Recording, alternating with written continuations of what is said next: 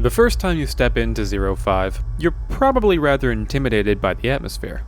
Between the ominous hum and the pools of lava, you correctly assume you're in for a rough time. And a rough time it is. The double Cerberi boss fight only adds to the intimidating atmosphere. Being the first and one of the only double boss fights currently in the game, this is a much needed vibe check for any new players that think that the game has been too easy thus far. These two Cerberi combined have a total of 120 health, which is a lot considering that at this point in the game you only have pistols and shotguns. However, despite the rather large health pool of this early stage boss, speedrunners have found ways time and time again to shred these statues to pieces. This is the story of the 0-5 P% world record progression.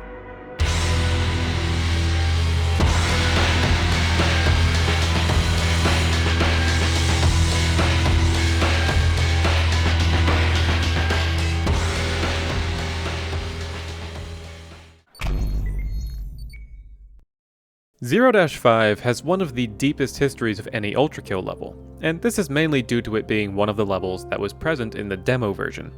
Interestingly, 0-5 P% didn't really have any runs for a few months after demo release. This was partially due to a few factors. Firstly, there is no official leaderboard at this time, as the oldest speedruns of ULTRAKILL predate the ULTRAKILL section of speedrun.com. Second, there was only one main speedrunner at the time, Cabal Crow. There were other people trying to beat levels quickly, but not to the extent that Cabal was. Cabal had managed to break open any shred of time save that could be found in the demo, between finding out-of-bounds tricks and boss kills. They were exceptionally dominant. This all changed a couple of months later, a bit after the Speedrun.com board was officially founded. Community member Barry noticed that there was a distinct lack of 0-5 runs. Cabal had submitted to 0-1 through 0-4, as well as having some full game runs, but never ran specifically 0-5. This was rather tempting to pursue, and after a little encouragement from Hakita himself to dethrone Cabal as the only world record holder in the speedrunning scene, Barry settled on doing the very run this history is about, 0-5 P%. The first ever run that he got was a 56.295, which was set a little over a day later.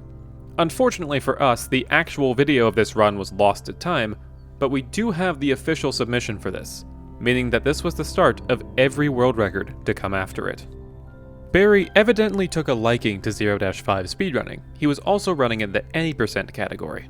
The one and only difference between P% and any percent, apart from the style requirement, but that will be touched upon more much later, is utilizing the checkpoint before the boss room. This might ring a bell if you saw my last video on the 1-4 world record history, where P% and any percent eventually split because of a checkpoint, where any percent runners used it to get an extra rail shot at no cost to the timer. In 0-5, it was done for a different reason, the cutscene skip. If you've ever played 0-5 through, you may know that upon entering the first boss arena, you're greeted with a little cutscene of the first Cerberus looking up and slowly standing up, which takes a few seconds to let play. However, there is a feature where, if you have previously encountered a boss, the boss's cutscene will not play again and it will just start fighting. A prime example of this being Minos Prime, where he even has a unique dialogue if you have to use a checkpoint. Useless! And obviously doesn't reiterate his entire monologue. Notably with this, however, there is a slight abuse to be had.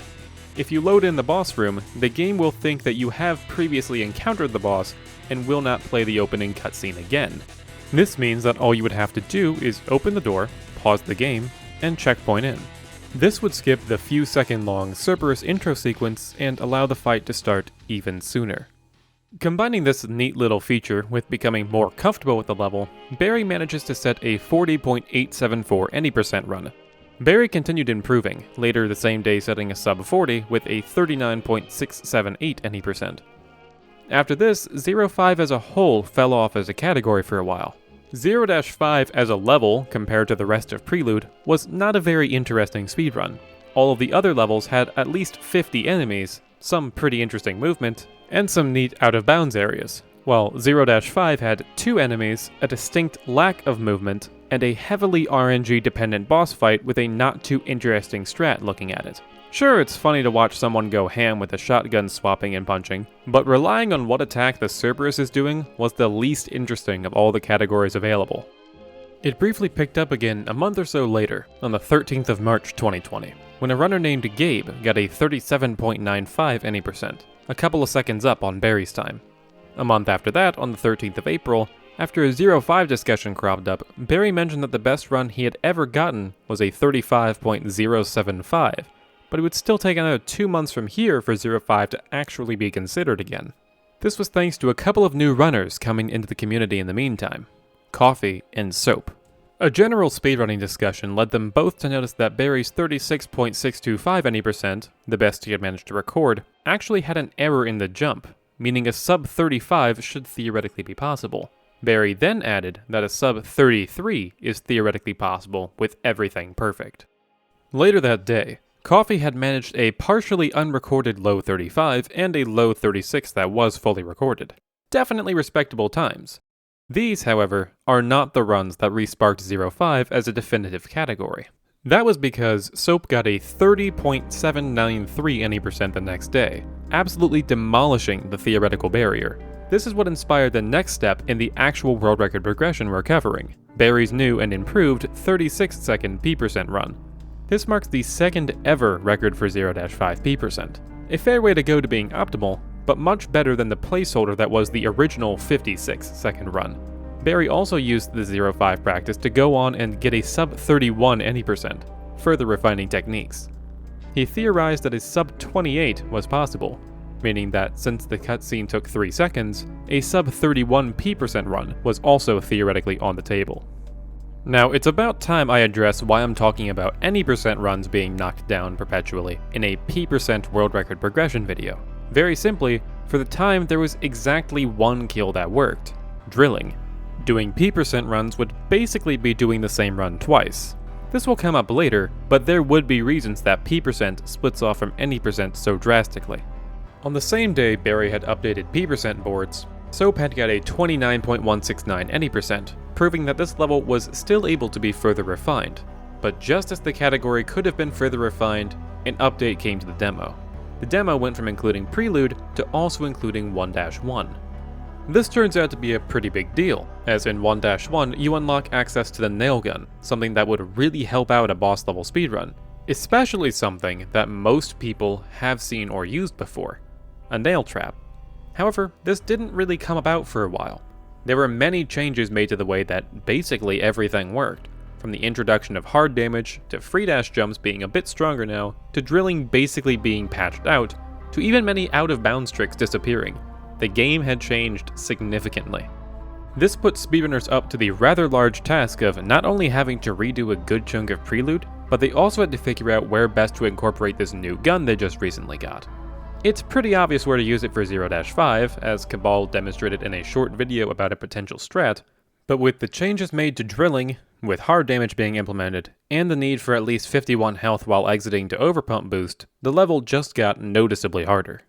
Further discussion about the best way to nail bomb would be the saving grace for this category, especially after Coffee had figured out you can basically preheat the nail gun, as Barry put it. This would let you fire more nails sooner, meaning free damage for the Cerberus. With this, a few more runners attempted some runs, but barely got below even a sub 40 on the current patch thanks to drilling not working anymore. One of the earlier demo runners named Ryzen would eventually mention a 35-second 0.5 on this latest demo patch. This initially didn't spark anything, however. An additional bit of momentum for the category would come about a week later when they posted the video to this run, doing something a bit modified to make up for the lost drilling tech. They opted to alternate the drilling remnant of shotgun swapping with the AoE damage of projectile boosting so that every other hit was a projectile boost. This killed the Cerberi extremely quickly. However, the ending movement was somewhat scuffed up, making it possible to be refined, which wasn't done until much later after this, because a month later, there came a new face on the scene. On the 14th of August, a couple of weeks after this recent 0-5 discovery, the ULTRAKILL speedrunning world would learn of an aspiring runner, and one you may have heard of before if you've watched my other documentaries: Potluck. A mere week after first appearing on the speedrunners' radar, he had already taken the world record for 0-1 P%, a day later also taking the record for 0-2 P%, and one day after that taking 0-3%, making him very well known as someone to watch out for. He decided to make an attempt at 0-5 a few days later, in an effort to beat another runner that was also running 0-5%, Suze.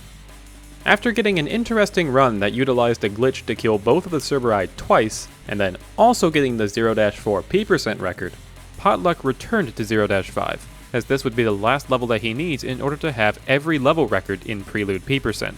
However, a rivalry had been brewing between Suze and Potluck. It took a few days for Pot to actually get around to running 0-5 because Suze had actually been coming back at all of Pot's records, and there was a very neat back and forth between them for all of the Prelude levels. The rivalry made itself apparent when Suze decided to make Pot's job a bit harder if he wanted to take 0-5. Suze got the record on 0-5 with an unsubmitted 35.823, just barely beating out Barry's previous 36.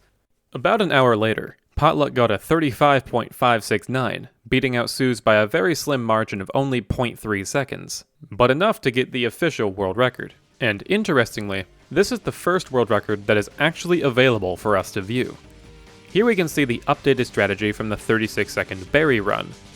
The original kill was the shotgun spam mentioned earlier, but this kill was the nail trap, which takes out half of the Cerberus' health immediately. Due to this new, much more consistent method of Cerb killing, runs could actually be grinded out in their entirety, as it would no longer rely on Cerberus RNG to get the correct attacks. However, with this run, the ending from the boss room to the exit was somewhat suboptimal. The run can obviously go lower. Pot theorizes that a sub 34 is possible here, which he would end up getting a couple of days later. The main time save here actually managed to boil itself down to RNG again. Interestingly, this is the reason that the 0-5 challenge even works. Cerberi have 3 different attacks: a dash attack, a stomp attack, and the apple throw.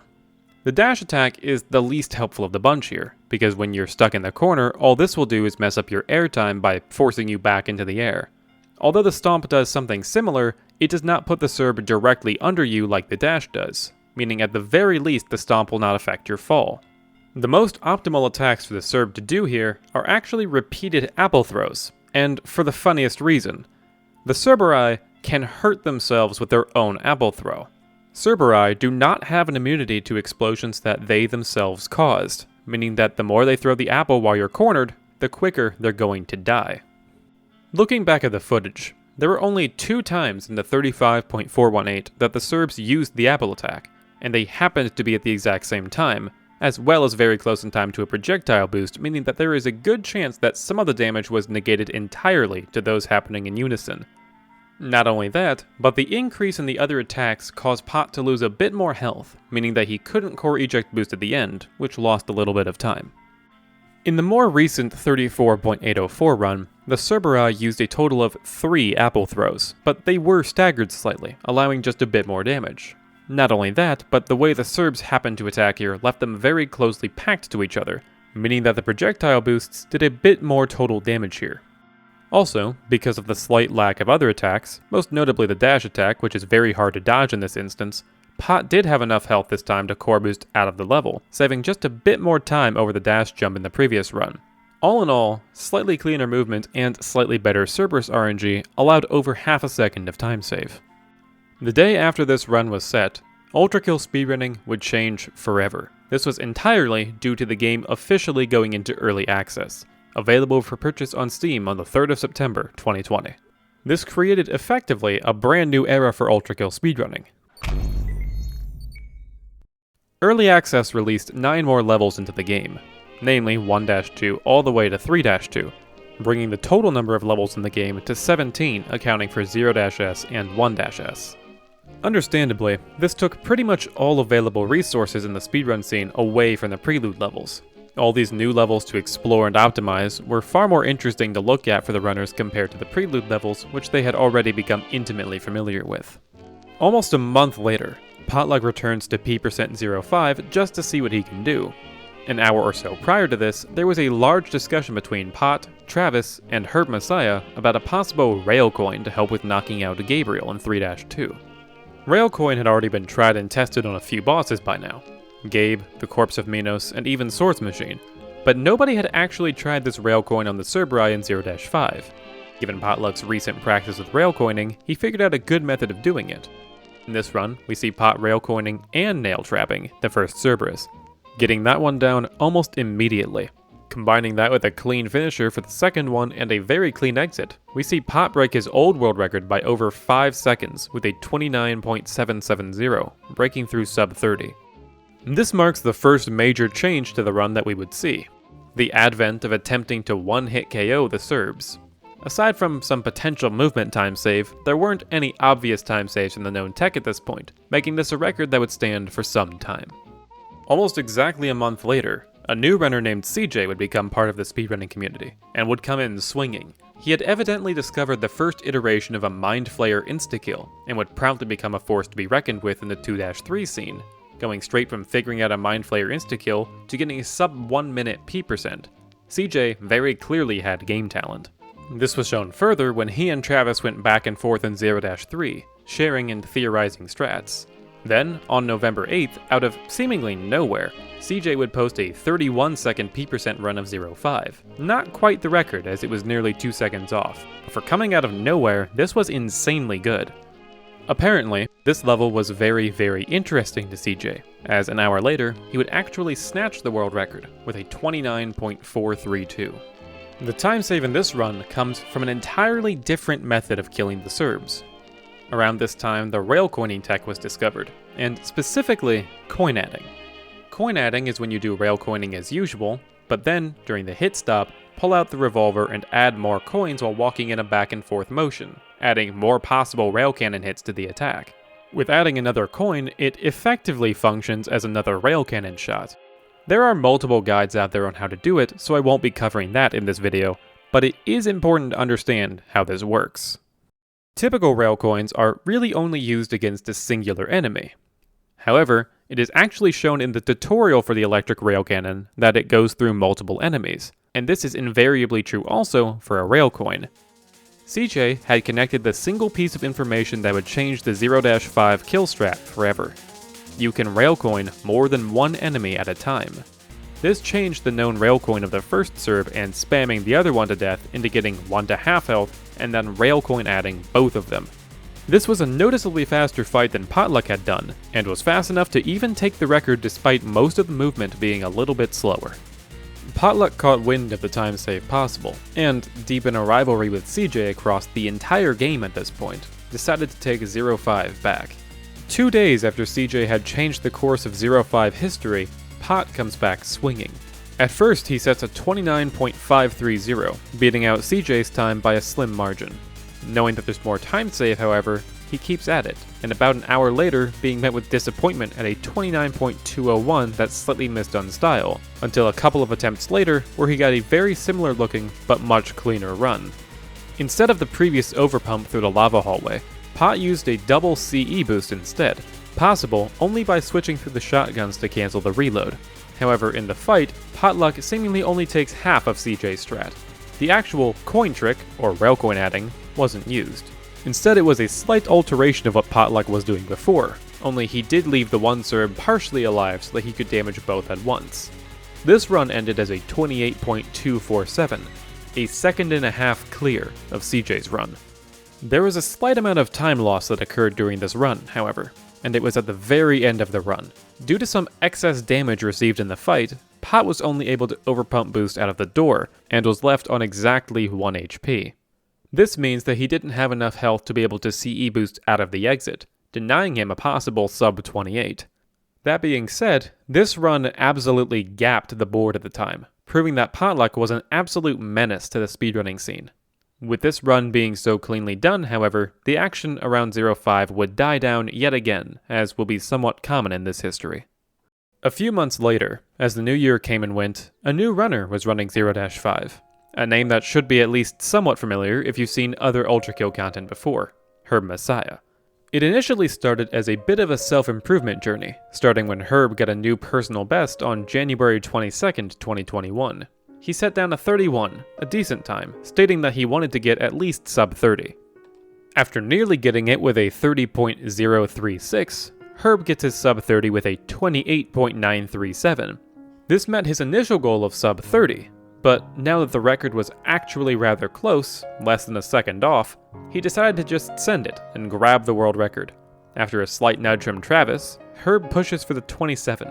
He would get a 28.4 and a 28.1, which is technically world record at this point, and ends up getting his 27 just one day after, nabbing a 27.945, a new world record after 2 months of inactivity. This run came together in a number of ways.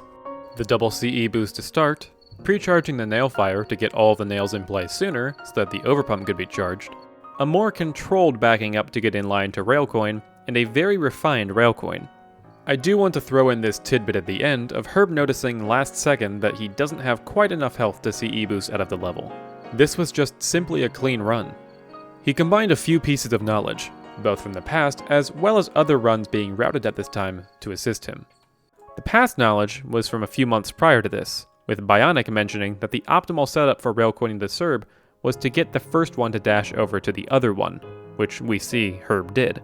The second knowledge actually comes from Yellow Swerve and Debatable routing 2-1 of all things. Swerve and Deb were trying to figure out the optimal way to kill the Cerberus on the bridge section. Turns out, they had figured out how to RNG manipulate the Cerberus' attack so that it would dash right off the edge. They concluded that by jumping, you can almost guarantee the Cerb to dash where you would want it to. Handy for trying to get it in the perfect spot for 0-5 as well, which Herb fully utilized. Herb's run also wasn't completely perfect, the main example of which is the overpump out of the boss room doors being delayed slightly. 2, that inability to boost near the end meant there was a bit more potential to save time. Those concerned with the level started theorizing a sub-27 being possible at this point. You may remember Travis did a brief run to motivate Herb. Well, the next day, Travis decided to go back at it, sensing that potential time save after discussion about railcoining effectiveness. He gets a 28.3, which is respectable but not record, and just barely not P rank. He later gets a 27.960, subjected to the same fate. Reportedly, this run suffered from a major mistake at the end, costing what Travis describes as a low 27. A short bit later, Travis thought it would be funny to do this a third time, but this time messing up just enough to barely miss a 26. But that brings us to what is pretty obviously the weakness of railcoining: style. 3 times now, Travis had missed the style on 0-5 by only a few hundred points. This is because railcoining notoriously gives you practically no style, despite how cool it looks. This is a major problem for the boss levels where railcoining is pretty much the meta, as there are no other enemies in the level to get style off of. This doesn't mean that it's impossible to get the style and go fast, however, as Travis would come through with a 27.707, albeit with some rather choppy footage, and then a few moments later would get a 27.6 with much better footage. In this run, we see very similar strats to what Herb was doing, with a couple minor exceptions. The first exception in the beginning, when Travis ended up dash jumping out of the spawn as opposed to CE boosting. The other difference is the end, where Travis, unlike Herb, does have enough health to CE boost into the exit as well as overpump, which he also did a bit faster than Herb. After a little bit of testing and experience, Travis figured out, with the help of Debatable, that there is a so-called better spot for the magnet to lay, one that would angle more nails into the Cerb. Armed with this knowledge, Yellow Swerve would come into play, using his status at the time as the P-rank guy to start chipping away at 0-5 after accidentally getting a 27.817, barely shy of the world record. He later got a 27.428, with the time save in this run plainly being cleaner movement throughout. This would be a common theme for a couple more runs, as Swerve would later set an unrecorded 27.287, inching ever closer to sub-27. After this run was set, the Swerve and Herb rivalry in 0-5 would reach its pinnacle when Herb offers a race to sub-27. However, it would actually be Travis who sets the sub-27 with a 26.928, never mind, that wasn't recorded. Travis would come through on February 1st with a 26.975 that was actually recorded this time. In this run, Travis got an exceptional nail bomb and a near-perfect railcoin. Not only that, but he used all of the explosion boosts available to him to their limits. Notably, except the first one, where he used a dash jump into a slide to maintain speed so he could line himself up a bit better for the Lava Hall CE boost. All in all, this was a run that no one was going to beat anytime soon. This, once again, lays the category to rest for a while, as it has seemingly reached its peak. Naturally though, this wouldn't last forever, and this record would eventually fall. A few months after this, on May 15th, 2021, known runner Hayes was grinding out full game P% when she started grinding down 0-5 in order to get more consistent with it, and accidentally set a new world record in practice, with a 26.825, beating out Travis's near-perfect run by a tenth of a second. The time save from this run was almost entirely due to just a plainly better Railcoin, but there were a couple of other interesting features in this run. Firstly, Hayes opted to use the Mal rail at the beginning to get more speed as opposed to a CE boost or an overpump. This seemed to work pretty well, so she stuck with it. Secondly, on exit, Hayes did what is known as a jam blast, where you dash through the overpump in order to get the boost from the other side. Interestingly, this was not the most optimal exit to the level. This was either a bonk on the ceiling, slowing down Hayes slightly, or what Deb called a fake jam blast, where you don't get the full speed for whatever reason. Either way, there is a technically theoretical time save to be had after this, but it was so minuscule that nobody really cared to go for it. Therefore, this random, one-off run took down a world record that had held for months, and then would go on to reign for months more itself. A few months later, skipping from May to August, Hayes had figured out that it would be faster to ultra boost out of the starting doors as opposed to just Malrail boosting, which is absolutely correct. Using this new starting movement, as well as a slightly modified fight to include a single coin slab coin to get a little extra damage on the first Cerb, this new start saved nearly a whole second on its own, and with the rest of the run just simply being cleaner, it absolutely gapped the field here. In fact, this run was so dominant that it wouldn't be beaten for the next 9 months, getting a 25.857 on August 26, 2021. However, in waiting for a worthy challenger, a couple of noteworthy things happened. First, on October 4th, a couple of months later, Hayes would forever draw the line between any % runs and P% runs in 0-5. She had cooked up a kill for any % that can only be used in any % due to how little style it gets. She had changed the kill into a dead coining strategy, as, at the time, it was the hot new thing. This was improved a few weeks later by another runner named Gravshark, who took any % down to sub 20, permanently splitting the two categories. This is actually still the kill that any % uses today, and since then they have purely optimized movement. However, we are talking about P% in this documentary, as there was another very interesting happening in the category after the turn of the new year. A runner named Smoke was grinding out 0-5 P% on his own self-improvement journey. Smoke was a known runner, and was pretty good at the game as well. His improvement in this level was absolutely phenomenal.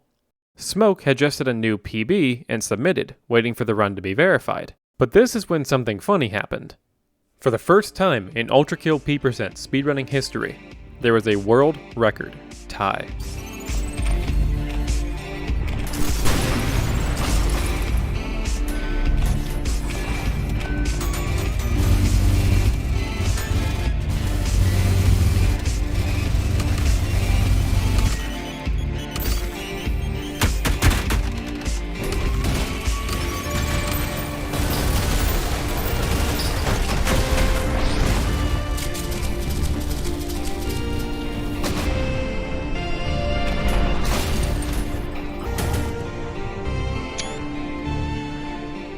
Smoke had matched Hayes' time to the millisecond, both getting exactly a 25.857. This would end up piquing others' interests, as both seemingly caught up and fell behind to each other at certain parts, meaning that there was still time save to be had. However, despite these piqued interests, it wouldn't be until the start of May 2022 that the power struggle would begin. A little bit of backstory is needed to explain this power struggle, however. A month prior to Smoke tying Hayes' world record, back on February 4th, Colin had set what is quite possibly the single best speedrun of all time, here in 0-1 P%, with the first ever sub 27, which, at the time, was considered the human limit with the available arsenal. It was so good, it gapped even established runners like Hayes, Debatable, CJ, and Dreisler by well over a second. A month later, Colin would go off yet again, this time in 0-2 P%, taking the record from pretty much the same group of top runners by nearly a second. Shortly thereafter, in late March, Colin would do the same thing to 0-4 P%, taking a very optimized record from a group of top players by a decent margin. All of this was for a reason, and that reason was Colin's mission, to take all of the P% records in Prelude. just as Potluck had done a year prior. The next stop on his tear was 0-5%, where Colin described the Smoke Haze world record tie as in his way. So, on May 2nd, 2022, Colin got to work on the 0-5% record. Within the first 24 hours, Colin had gotten a 26.209, with some notable errors that imply it could theoretically take the record. This would improve to a 26.023 set in the early hours of May 3rd. Then, after a year-long break from the level, Travis would return with some friendly advice, noting that there was technically a faster way to get into the boss arena, the Lava Pit UB. This was found a few weeks prior to Colin's tear by Quack Quack. Instead of ultra boosting out of the start into the lava hallway, as it's now called, you could CE boost from the start in order to save the rail to ultra boost down the lava hall. This made sense as it would maintain higher speed for longer. There was a massive problem though. This lineup was extremely precise. That being said, Colin still messed with this for a while. He did eventually get it down somewhat well, but then ran into another unforeseen problem: rail cap. This may not be a term many people other than the top ULTRAKILL runners are familiar with. Rail cap means that, given the prior use of rail cannon, it will not recharge in time to be able to use it elsewhere. In this case, because you're using a rail shot to ultra boost yourself across the lava hall, theoretically you were unable to railcoin the Serbs fast enough due to the rail not having recharged yet. At this time, it was actually deemed more worth it to have the rail in time for the railcoin as opposed to using the ultra boost across the lava hall, as there wasn't another developed kill strat at this time. So, for now, this lava hall UB idea was put on the back burner, and Colin went back to grinding the strats that were already present. Coming back to the level at the end of May 3rd and into the early morning on May 4th, after some discussion with Hayes about the exact timings of things, Colin does end up getting a PB, but this run used something ingenious. If we slow down the video and look closely, we see Colin shooting the rail before the second Cerb even spawns in, the railcoin only hitting the second Cerb on the bounce back. Although at first glance this seems like a simple timing error, it was for a very significant reason. It's enough damage to get the second Cerb to 3 health exactly, which can be taken out by a multitude of things, but it's also more efficient. There's fewer hit stops because of this missing pass-through, losing less time. By correctly timing all of this, Colin set a new personal best that also happened to be the new world record: 25.816, 0.041 seconds faster than the world record tie. Hayes had had the 25.857 for 9 months now, approached only by Smoke, who managed to tie it, and now, all this time later, Colin had beaten it by mere frames. But Colin wasn't done there. As he had done in the prior levels in Prelude, he wanted to gap the top players. Immediately after this run, Colin started theory crafting. Here he came up with something that would later become overwhelmingly relevant: diving. This wouldn't matter yet, and neither would Quack's attempts at a no-rail Cerb kill, but they were nice thoughts to have for later. Meanwhile, Hayes was not going to let Colin off so easily. A few hours later, Hayes would fire back with a 25.78, lowering the time a mere 0.036 seconds, even less than last time. This was actually, funny enough, on the heels of Hayes having some ideas for potential movement time saves, such as the first sightings of a dive, or what was known as a USJ at the time. It gives you the height from slam storage, but the speed from sliding. This was noticeably faster than the previous strat of just simply jumping straight up, allowing just a slight amount of time save. Hayes then decided it would be funny if she did that again, and then set a 25.740 a few minutes later. Only an hour after this, and perfecting dives a bit more, Hayes got a 25.341, comfortably gapping even herself. With diving through the air, V1 keeps its sliding hitbox, which is smaller than V1's normal hitbox. This would allow you to get through the top of the 0-5 doors ever so slightly faster than otherwise, allowing for even faster exits, which is where pretty much all of Hayes' time save is coming from at this point. There was also a bit of experimenting with a coin punch before the railcoin, thinking that more damage couldn't hurt, although this was the only time it was ever seen in a run. Only after this run happened did everyone see the true power of diving in 0-5. This would be the new meta exit strategy, and like every other trick so far in this level, it was rather precise. This was the most forgiving so far, thankfully, but it would be the start of something big. After this, talk of the Lava Hall UB returned after a joke about dead coining. With this new exit strategy, Lava Hall UB was once again considered, as it was the theoretically faster strategy looming above everyone's heads if they ever found a different way to kill the Cerberi. Yet again, this was put to the side briefly as Colin got ready to come back at Hayes' run. He was determined to take all of Prelude, and even Hayes lowering the time by half a second wasn't going to stop him.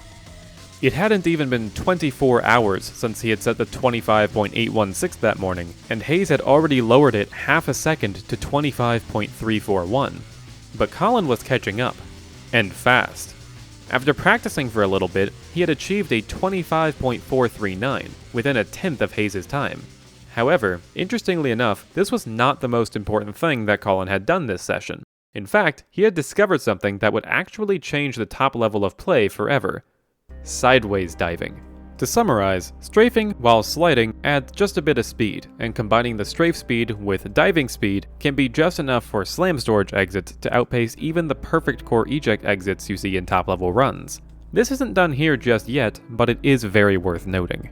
After Colin got that 25.493, he continued grinding the level alongside Quack Quack, who had joined in on the grind in the meantime, all the while discussing a possible alternate kill strategy involving dead coins, as the thought of Lava Hall UB was still present.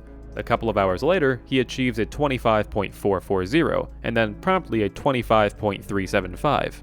Keep in mind, the record is a 25.341. Colin is within frames of taking the record back. With Hayes having a theoretically faster kill available, but it being ridiculously hard to pull off, Colin decided to not even mess with it and go back to grinding what he had been doing for the Cerb kill, as there was still time to be saved. Hayes would go on to work on her version of the kill, uninterested in attempting to keep 0-5. Colin, however, still had the work of beating Hayes in the first place. It would only be about an hour after Hayes announced the end of the power struggle that Colin would come through. With the fastest checkpoint yet and one of the fastest Cerb death times known, he ended up with a 25.184. Finally beating out Hayes again, and, as he had done with the other levels, gapping the top runners by a decent margin. After 4 very hectic days of fighting for that record, Colin would get it. As interesting as it would be, the story doesn't end there. Hayes was still casually grinding away at her newfangled dead coining strategy. She would come back with an all-new, never-before-seen kill. Utilizing a bit of downtime to stack up some power on a coin and then dead coin it, the first Cerb is completely dead before the second one even gets up. This was only theorized faster thanks to the fact that it would just be a simple Railcoin of the second Cerb, and you wouldn't have to worry about time loss to the extra hit scans on the first. And sure enough, that was correct. She would come back at Colin by the slimmest of margins, edging it out with a 25.115. 5 days after this, on May 11th, 2022, Hayes would come back again, eager to improve it as the sub-25 was just so close to reality. All it would need is a slightly better run, and Hayes would get it. A 24.994. At long last, a few days packed with grinding down the level, something resembling the current theoretical limit had been achieved. With a Railcoin punch being implemented, saving just a little bit of time compared to a plain Railcoin, this was a very impressive record. Unless something absolutely massive was discovered later, this was going to be the final time barrier. A couple of months later, on July 9th, 2022, Colin decided to grind down 0-5 just a bit more, and ended up with the second ever 24-second time. However, funny enough, it wasn't the world record. Colin set a 24.999, 5 milliseconds slower than Hayes' run. Understandably, Colin was utterly devastated at seeing this, as he left the run with the attached comment, "Future me will be stupid and take the world record to get out of my thoughts." He then listed some very difficult and somewhat annoying strategies that we would likely see in future runs. This run was pretty interesting, however. It basically matched Hayes' run without the extra dead coining nonsense. Also, in the end, the sideways diving ended up being the way to go. The only thing that could outpace it was an ultra boost, which obviously wouldn't be available with any sort of rail coining. Another interesting feature of this run, believe it or not, is this seemingly pointless shotgun spamming in the hallway. This is actually called duck boosting, as a nod to Duck Game. It's an obscure but known tech that slightly increases your speed in midair. This is thanks to shotgun pellets being able to move what the code considers soft bodies, which V1 technically qualifies as, which moves you forward ever so slightly on shot. This was initially discovered a couple of months prior, and was first used in Hayes' record 4-4 Nomo run after another community member named Nico had made a speed mod on the spot for the express purpose of testing this theoretical movement speed boost. That aside, this made Colin's hallway just a bit faster than any other hallway done up to this point.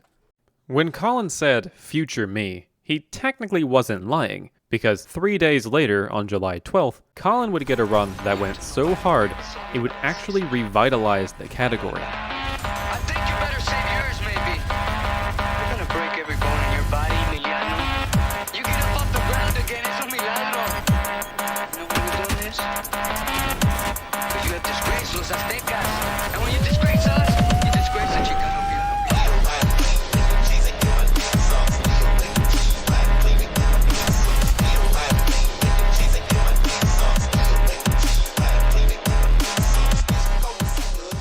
Colin's 24.984 was quite a special run.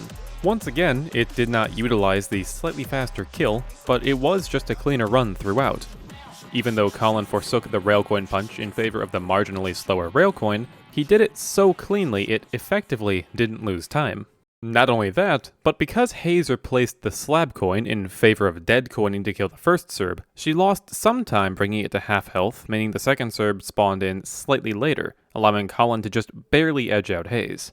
The Colin versus Hayes rivalry on this level was done, and Colin was 0.01 seconds better off for it. Since both Hayes and Colin had gotten the runs they wanted, namely a 24-second time, they both retired from the category and likely will not make a return here, save for a very good reason. This board, therefore, would pick up steam in a different way. In the background, as Hayes and Colin were fighting it out for the top, a newer runner would make themselves known, Stuon. With his very first run in 0-5, he snagged 4th place at the time with a 25.479. A little over a month after this, after what we can only assume is significant practice, he got an absolutely amazing run.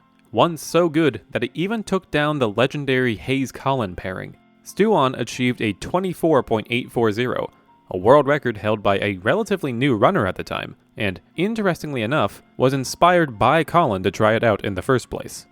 This run features a couple of newer inventions that Stuon had made based on some other runs of the time. The first is the renewed use of duck boosting in the lava hole. Another note in this run is the ending dive. Here we see a use of the old weapon wheel to slow down time in order to jump at a better time. I say old weapon wheel because as the Weight of the World update came out, it changed. It used to be this very minimalistic design where both the game and the timer would play at about 1/5 speed. However, due to how prevalent and broken it was in speedrunning, it was changed to only slowing down the game at the previous speeds, where the timer was not quite as slowed down. Because of this, using this strategy nowadays is actively a time loss. For the time being, however, very helpful in attempting to optimize 0-5. Following this momentous run, about 3 weeks later, the Wrath and Heresy update would release for the game. Because of this, pretty much all of the speedrunning focus would be on these new levels for some time. Most notably for the 0-5 progression, however, would be the release of Weapon 5, the rocket launcher, and Stuon's next run would show why. 2 weeks after the update, Stuon would return to 0-5, modifying the kill to utilize rockets, as Cerberi actually have a large weakness to rockets. After setting up the nail trap, there is a bit of time left to do a bit more setup. Where Hayes previously deadcoined and Colin waited, Stuon instead sets up a few frozen rockets. Similar to a nail trap, this would immediately do a bunch of damage to the Cerb the moment it spawns. In fact, it did so much damage combined with the nail trap that a single slab coin killed it off, allowing the Railcoin to be entirely focused on the second Cerb. With a clean exit, this was a new record of 24.665. Later that day, and in the following days after this, Stuon would be grinding this a bit further, but consistently getting 24.7s, a tenth slower than his existing PB. He did PB a few times in here, however, a 24.640, and then the next day a 24.608. However, although retired from the category, Hayes found a theoretically faster kill, utilizing some precise timings to be able to spit out 5 rockets and to be able to save all of the coins for the second Cerb. She even thought to try to move the nail trap while the second Cerb was still getting up. This got a kill that was exactly half a second faster than Stuon's current strategy. However, Stuon wasn't implementing this idea yet, as this would be thought about more first. But this did unlock another idea at the same time. If the Cerberi were killed utilizing a different method, the fabled Lava Hall Ultra Boost would actually become viable. It's much closer now than ever, as the second Cerb after getting hit by the nail trap would be at extremely low health. So low in fact, that it's possible that a Railcoin isn't even necessary. As runs went on, Stuan would get more and more occurrences of possible tech. For example, he got the best checkpoint he had ever gotten thanks to some geometry jank, but the attempt ultimately failed due to a missed rail shot. Later that day, he would apparently think up an awful idea, but he would not mention to anybody what it is just yet. After a bit of testing, evidently the only issue with this mystery strategy was that it was apparently missing style. He had found a very fast double insta-kill, taking inspiration from Hayes' idea, but had changed a couple of key pieces of it. Firstly, he had evidently removed the nail gun entirely in favor of saws. A very strange move, but with a genius reason behind it. The movability.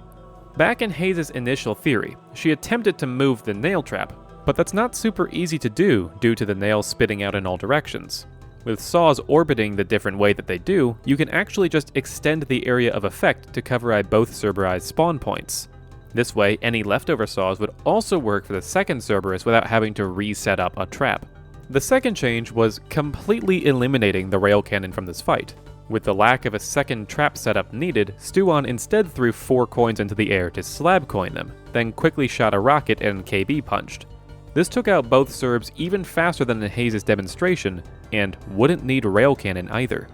However, this had a single inconsistency, and shockingly, for once, it wasn't the saws misbehaving, it was the rockets. A key feature of the rocket launcher is that it will do a special explosion on mid-air enemies, a red explosion, dealing double damage. There is a slightly funny mechanic around spawning enemies pertaining to this. Enemies, apparently, spawn in the slightest bit off of the ground. That means that these Serbs, officially spawning in, would trigger a red special explosion from the rocket launcher, dealing enough damage to actually kill the first one. The fact that this is possible at all is hilarious, yet it's incredibly convenient for our purposes. Stuan kept playing with this idea, as well as practicing the new lava hole UB, as it's actually possible to do now thanks to the lack of rail in the fight. But nothing could be done on this occasion, as it was just slightly too unrefined. The style would occasionally work, evidently, but for an actual perfect run of this level to be done, the strats would need to become more consistent still. The next day, another runner named J Maka would enter the scene to give a little advice on the style issue, and recommended, given the new style system that came out with this update, to switch into a shotgun hit to regain a bit of weapon freshness, and possibly that last bit of style. After this, it would only take a few minutes for Stuan to finally break the curse of 24.6 and achieve a 24.521. He had finally done it, and immediately went back to attempting to get it lower. A failed 24.3 later, Stuan would finally end the grind for a while. On September 3rd, 2022, utilizing all these newer strategies he had come up with, the lava hole UB, the new and upgraded kill, and also a new UB exit, Stuan set down a 24.088, just barely off of his original goal of a 23.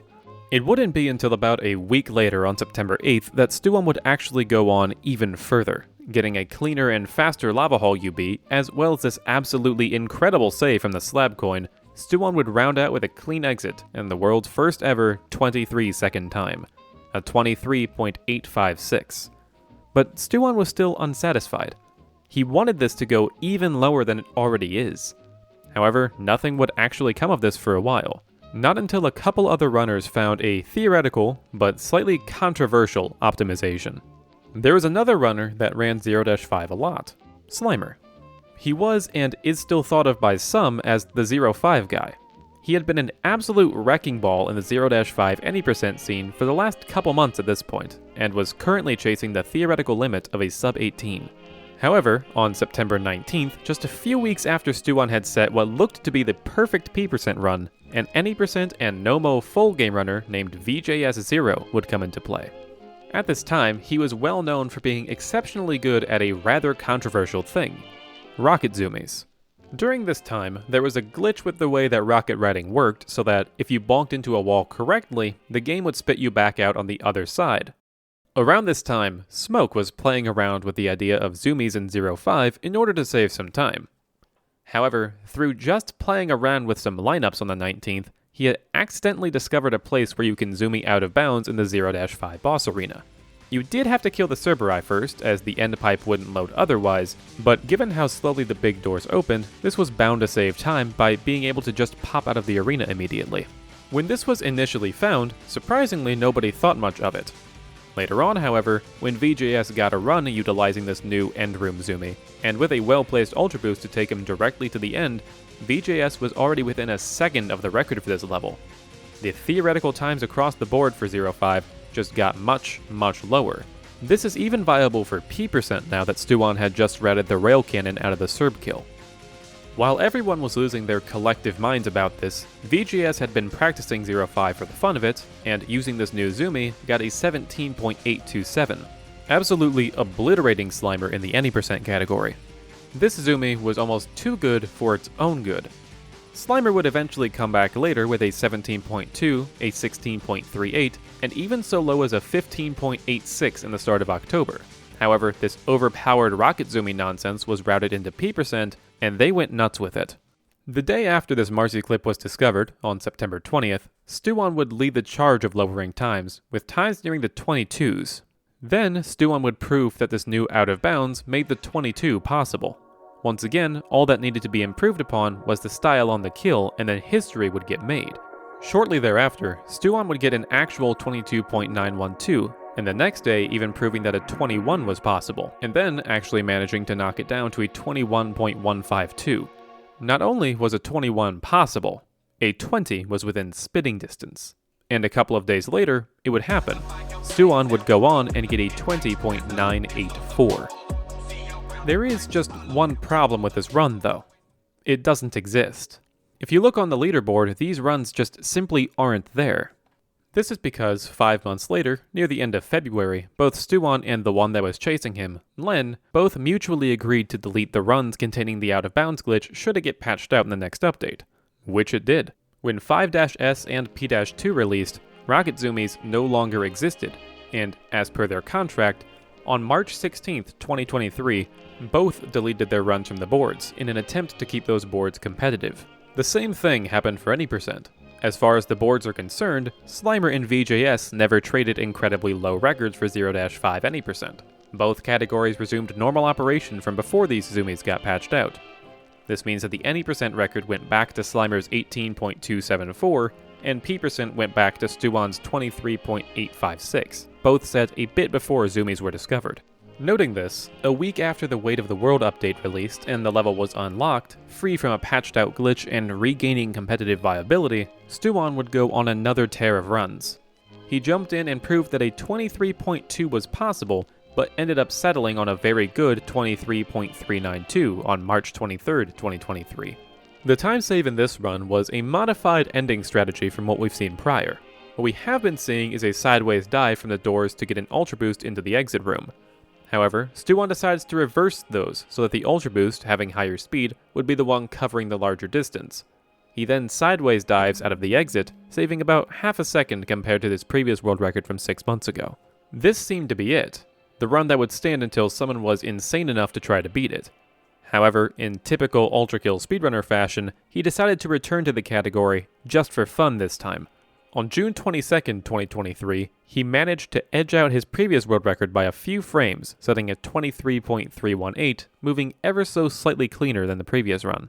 But it wasn't just that. Stuon had actually cooked up a new kill strategy entirely, mainly because he didn't want to deal with the coin jank that the previous strategy offered. He reverted to the nails and 4-coin slab coined the first Cerb. He then started spamming rockets in front of the second while swapping to a projectile boost in between in order to damage the first more. Then, pulling out the SRS cannon, he projectile boosted and cannonballed both of them. This was an entirely unique kill, and it had bested even the previous run. This execution, however, was not as clean as it theoretically could have been, and Stuon knew this. That's why he kept running. And the next day, Stuon would go on to extend his streak of world records with a nearly perfect run.